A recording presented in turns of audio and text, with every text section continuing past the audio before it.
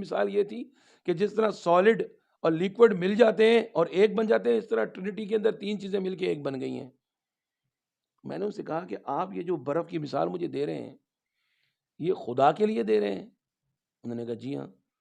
میں نے کہا کہ ڈاکٹر ٹونی مجھے معاف کیجیے گا، اگر میں آپ کو یہ کہہ دوں کہ آپ مجھے گدھے کی طرح نظر آتے ہیں، کیونکہ گدھے کی بھی دو آنکھیں ہیں اور آپ کی بھی دو آنکھیں ہیں، گدھے کی بھی دو کان ہیں اور آپ کے بھی دو کان ہیں، گدھا بھی سوتا ہے اور آپ بھی سوتے ہیں، اور گدھا بھی کو بھوک لگتی ہے اور آپ کو بھی بھوک لگتی ہے، تو کیا آپ کو یہ اچھا لگے گا؟ یہ عرض کی کہ جناب ڈاکٹر ٹونی صاحب، کہ اگر عیسیٰ علیہ الصلوۃ والسلام نعوذ باللہ یعنی خدا کے بیٹے ہیں اور اپنے بیٹے کو بھیجنے کا مقصد یہ تھا کہ انسانوں کو جنت میں جانے کے قابل بنا سکے، تو مجھے بتائیے جو 4000 سال تک انسان آتے رہے ہیں اور دنیا سے جاتے رہے ہیں، ان بیچاروں کا کیا قصور تھا؟ ان کے لیے کون سی ہستی ہوگی جو ان کو پار کر کے لے کے جائے گی؟ تو عیسیٰ علیہ الصلوۃ والسلام کو اگر اس لیے بھیجنا تھا تو سب سے پہلے بھیجنا چاہیے تھا نا، یہ 4000 سال بعد کیوں بھیجا؟ تو اس میں خدا کے بیٹے بھیجنے کا کیا تصور بن گیا؟ کیا خدا نعوذ باللہ فوت ہونے والا ہے کہ اس کو وارث کی ضرورت ہے کہ وہ بیٹا بھیجے گا؟ اعوذ باللہ من الشیطان الرجیم، بسم اللہ الرحمن الرحیم، الحمد للہ والسلام علی اہلہا، اللہم صلی علی محمد وآل محمد۔ ناظرین کرام، آج ایک دفعہ پھر ایک نئی موضوع کے ساتھ آپ کی خدمت میں حاضر ہیں۔ اس دفعہ میرا موضوع تھوڑا سا ہٹ کے ہے، کیونکہ میں اپنے ساتھ پیش ہونے والا ایک واقعہ آپ سے بیان کرنا چاہتا ہوں کہ جس میں ہمارے ایک پیارے دوست جن کا تعلق جرمنی سے ہے، ان کا نام ڈاکٹر ٹونی گراس ہاؤزر ہے، جو مذہب کے لحاظ سے عیسائی ہیں۔ ان کے ساتھ میرا ایک مباحثہ ہوا تھا چھوٹا سا، جو میں چاہتا ہوں کہ آپ کی دلچسپی کے لیے پیش کروں، کیونکہ اس کے اندر بہت سے ایسے نکات ہیں کہ جو آپ کو اسلام کی تبلیغ کے لیے کام آئیں گے۔ اور یہ بات ذہن میں رکھیں کہ رسول خدا نے حضرت علی سے فرمایا کہ اگر تمہارے ہاتھوں کسی ایک کی بھی ہدایت ہو گئی تو وہ اس چیز سے بہتر ہے کہ جس پہ سورج چمکتا ہے۔ اچھا، تو ڈاکٹر ٹونی ہمارے بڑے اچھے دوست ہیں، خوش گپیاں ان کے ساتھ جاری تھی، تو انہوں نے مجھ سے کہا، بلکہ میں نے ان سے کہا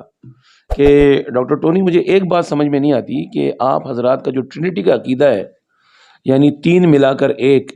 یعنی ایک طرف آپ کہتے ہیں گاڈ، اور پھر ایک سائڈ پہ کہتے ہیں روح القدس، اور پھر ایک سائڈ پہ کہتے ہیں جناب عیسیٰ علیہ السلام، یہ ایک جمع ایک اور جمع ایک تو تین ہوتے ہیں، یہ آپ تین ملا کے ایک کیسے کر دیتے ہیں؟ مجھے اس بات کی سمجھ نہیں آتی۔ تو انہوں نے بڑے مسکرا کے مجھے جواب دیا کہ وقار، یہ آپ کی غلط فہمی ہے، یہ ایک جمع ایک نہیں ہے جس کا جواب تین آتا ہے، بلکہ ایک ضرب ایک ہے جس کا جواب ایک آتا ہے، یعنی 1 multiply by 1 multiply by 1 is equal to 1۔ تو یہ ہے۔ میں نے کہا اچھا، بڑی معلومات میں آپ نے میری اضافہ کیا، تو پھر ایسا کریں نا کہ اگر 1 multiply by 1 multiply by 1 is equal to 1 آتا ہے تو وقار کو بھی شامل کر دینا، ایک اور 1 بڑھا دیں اس میں، تو پھر بھی تو جواب 1 آئے گا، خود کو بھی شامل کر دیں، جتنے مرضی خدا لا کے اس میں شامل کر دیں تو جواب تو 1 ہی آئے گا نا، جب ہم ملٹیپلائی کرتے رہیں گے تو 1 آئے گا۔ میں نے ان کو کہا ڈاکٹر ٹونی صاحب، ہمارا خدا گنتی والا ایک نہیں ہے جس کا آدھا بھی ہو جاتا ہے یا اس کے مزید حصے بھی ہو جاتے ہیں، ہمارا خدا احد ہے، وہ اکیلا ہے، اس کے ساتھ کوئی اور شریک ہی نہیں ہے کہ اس کے برابر میں ہم کسی اور 1 کو کھڑا کر سکیں۔ تو جناب ایک تو یہ بات ہوئی، اس کے بعد انہوں نے کہا کہ نہیں، بات دراصل یہ ہے کہ آپ مسلمان حضرات حضرت عیسیٰ کے بھیجنے کے مقصد کو نہیں سمجھ سکے، اس لیے آپ ایمان نہیں لاتے ان کے اوپر۔ ہم نے کہا ہمارا تو ان پر ایمان ہے، ہم تو ان کو اپنا نبی مانتے ہیں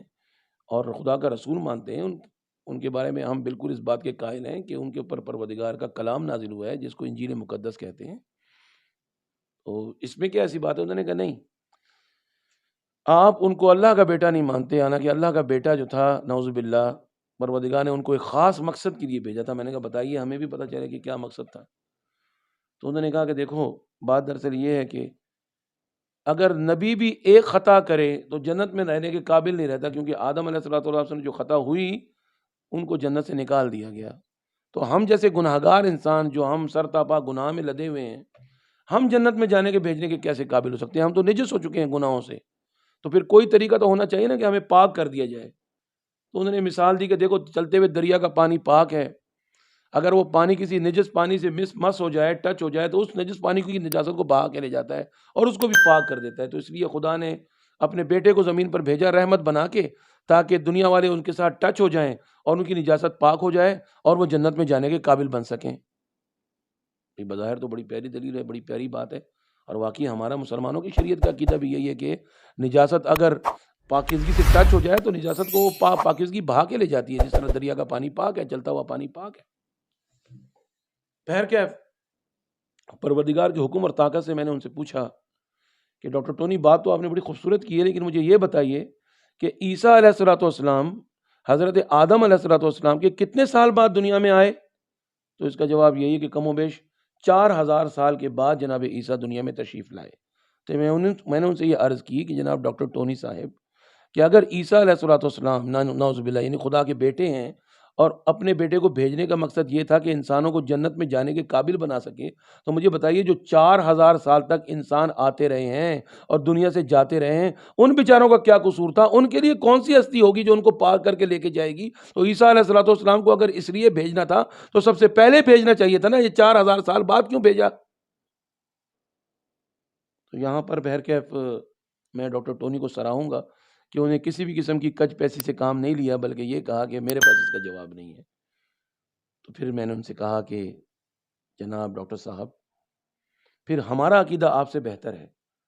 ہم بھی تو یہی کہتے ہیں کہ جتنے بھی انبیاء پروردگار نے بھیجے ہیں وہ اس لیے تو بھیجے ہیں تاکہ پروردگار کی دیوی تعلیمات ہم تک پہنچائیں، تاکہ ان تعلیمات پر ہم عمل کر کے اپنے آپ کو گناہوں سے پاک کر سکیں۔ اس لیے پروردگار قرآن میں فرماتا ہے کہ هو الذی بعث فی الامین رسولا منہم یتلو علیہم آیاتہ ویزکیہم ویعلمہم الکتاب والحکمہ، کہ ہم نے جو نبی تمہارے پاس بھیجا ہے یہ تمہیں کتاب و حکمت کی تعلیم دیتا ہے اور تمہیں پاک کرتا ہے۔ یعنی انبیاء کا مقصد انسانوں کو گناہوں سے نجات عطا کرنا ہے اور گناہوں سے پاک کرنا ہے۔ تو اس میں خدا کے بیٹے بھیجنے کا کیا تصور بن گیا؟ کیا خدا نعوذ باللہ فوت ہونے والا ہے کہ اس کو وارث کی ضرورت ہے کہ وہ بیٹا بھیجے گا؟ ہرگز نہیں۔ سبحان ربک رب العزت عما یصفون، خدا اس چیز سے پاک ہے کہ اس کا بیٹا ہو۔ پروردگار وحدہ لا شریک ہے، وہ مخلوق کی مانند نہیں ہے، وہ خالق ہے، اس کو کیا ضرورت ہے کسی وارث کی؟ وہ خود ہر چیز کا وارث ہے۔ تو یہ وہ بحث تھی جو ڈاکٹر ٹونی کے ساتھ ہوئی۔ اس کے علاوہ بھی پیر کا باتیں آگے چلتی رہیں۔ پھر انہوں نے مجھ سے کہا کہ دیکھو مجھے آپ یہ بتاؤ کہ جو آپ پوچھ رہے ہو کہ 3 ملا کے 1 کیسے ہو گیا، تو مجھے یہ بتاؤ کہ جو برف ہے آئس، یہ سالڈ ہے یا لیکوڈ ہے؟ سوال تو بڑا دلچسپ ہے۔ ابھی آئس یعنی برف، اس کو آپ کیا کہیں گے؟ دکھنے میں تو وہ سالڈ ہے لیکن حقیقت میں وہ پانی ہے، یعنی سالڈ اور پانی کا وہ مکسچر ہے، تو آپ اس کو کیا کہیں گے؟ تو ان کی مثال یہ تھی کہ جس طرح سالڈ اور لیکوڈ مل جاتے ہیں اور ایک بن جاتے ہیں، اس طرح ٹرینٹی کے اندر 3 چیزیں مل کے ایک بن گئی ہیں۔ میں نے ان سے کہا کہ آپ یہ جو برف کی مثال مجھے دے رہے ہیں یہ خدا کے لیے دے رہے ہیں؟ انہوں نے کہا جی ہاں۔ میں نے کہا کہ ڈاکٹر ٹونی مجھے معاف کیجیے گا اگر میں آپ کو یہ کہہ دوں کہ آپ مجھے گدھے کی طرح نظر آتے ہیں، کیونکہ گدھے کی بھی 2 آنکھیں ہیں اور آپ کی بھی 2 آنکھیں ہیں، گدھے کی بھی 2 کان ہیں اور آپ کی بھی 2 کان ہیں، گدھا بھی سوتا ہے اور آپ بھی سوتے ہیں، اور گدھا بھی کو بھوک لگتی ہے اور آپ کو بھی بھوک لگتی ہے، تو کیا آپ کو یہ اچھا لگے گا؟ انہوں نے کہا بالکل نہیں لگا۔ میں نے کہا اس لیے نہیں لگے گا نا کہ آپ کی ذات اور ہے، گدھے کی ذات اور ہے، گدھا آپ کے مقابلے میں بالکل نیچ ذات کا ہے، ایک بھی اعلیٰ اور ارفع اشرف المخلوقات انسان کی مثال میں گدھے سے دے رہا ہوں، آپ کو برا لگ رہا ہے؟ تو آپ کیسے پروردگار کی مثال برف سے دے رہے ہیں، یعنی آئس سے دے رہے ہیں جو اتنی کمزور ہے کہ ذرا سی گرمی پڑے تو پگھل کے اڑ جاتی ہے؟ کیا پروردگار کمزور ہے یا پروردگار علی کل شیء قدیر ہے؟ یہ کس چیز کی مثال آپ دیتے پھر رہے ہیں؟ تو بات دراصل یہ ہے کہ پروردگار کی ذات ایک ایسی ذات ہے